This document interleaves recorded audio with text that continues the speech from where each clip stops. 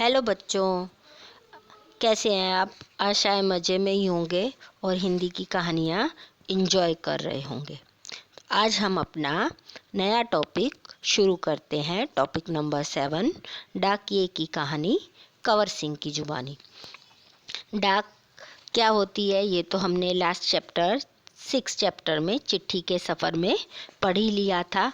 आपको पता भी होगा कि पहले ज़माने में डाक कैसे कैसे जाती थी। तो ये जो आपका चैप्टर है ये कंवर सिंह नाम के व्यक्ति की जीवन पर आधारित है। असली कहानी, सच्ची कहानी है।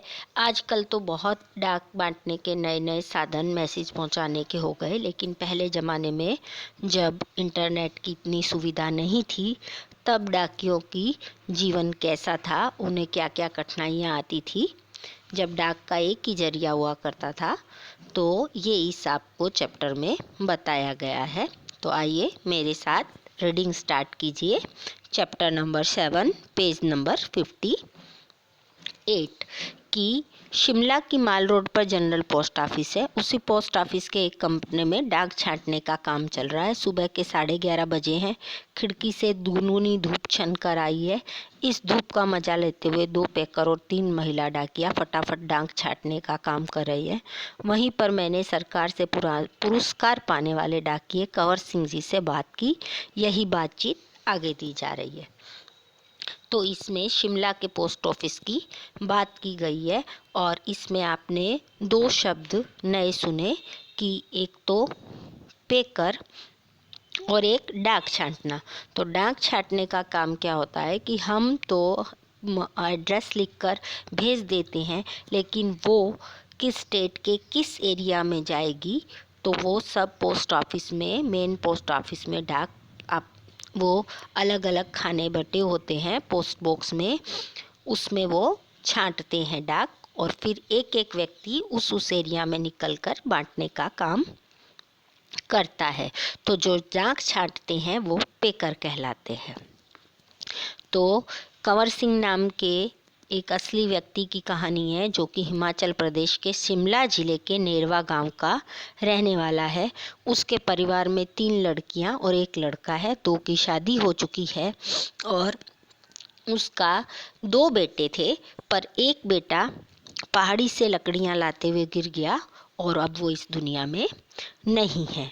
तो लेखक को बहुत आश्चर्य होता है, पर जो कंवर सिंह है वो ये कहता है कि ऐसी घटनाओं का होना यहाँ कोई असाधारण बात नहीं है, क्योंकि शिमला में जो ढलान है वो तिरछी है और कामकाज करते हुए या घास काटते हुए कई औरतें गिरकर मर जाती हैं।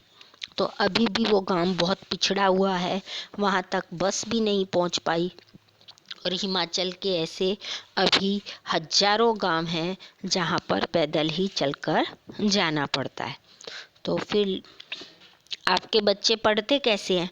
तो उनके बच्चे लगभग 5 किलोमीटर दूर जाकर गांव के स्कूल में पढ़ते हैं और आपको तो इतनी सुविधाएं मिली हुई है। तो उस समय में स्कूल भी इतने दूर दूर हुआ करते थे। तो फिर वो ये कहता है कि आप आज जहाँ काम कर रहे हैं इससे पहले आप कहाँ काम करते थे? तो वो भारतीय डाक सेवा में ग्रामीण डाक सेवक था और अब पेकर बन गया है।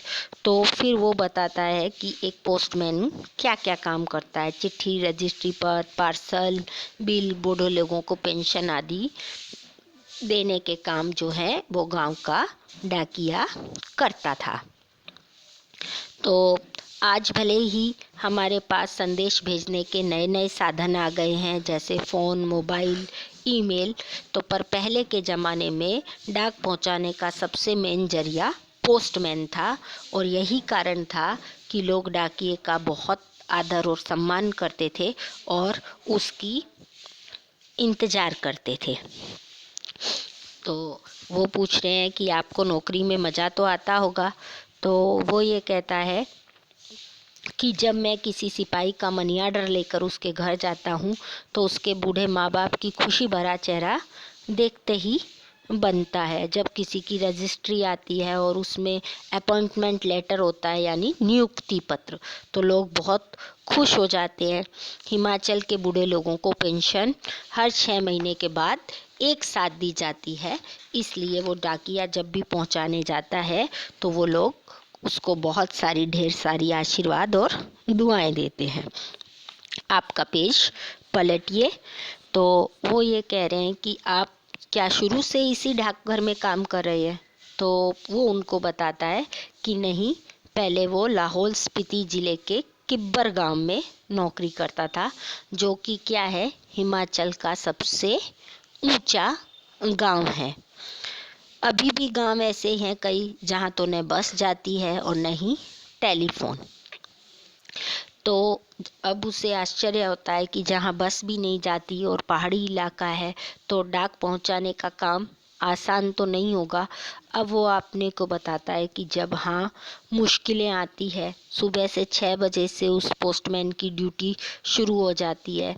जब शिमला के मुख्यालय जो है वहाँ पर बस से डाक के बोरे आते हैं और रात को जाने वाली लास्ट बस में भी डाक का बोरा उसे चढ़ाना पड़ता है।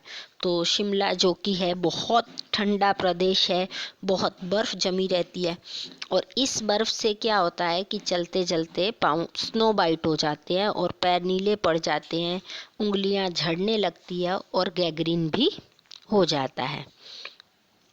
तो इस तरह वो अपनी समस्याएं बताता है, लेकिन फिर वो ये कहता है कि अब तो आदत पड़ चुकी है और ग्रामीण डाकिये की ज़िंदगी में तो चलना ही चलना लिखा है। तो फिर बताता है कि काम के दौरान क्या कोई घटना या दुर्घटना घटित हुई।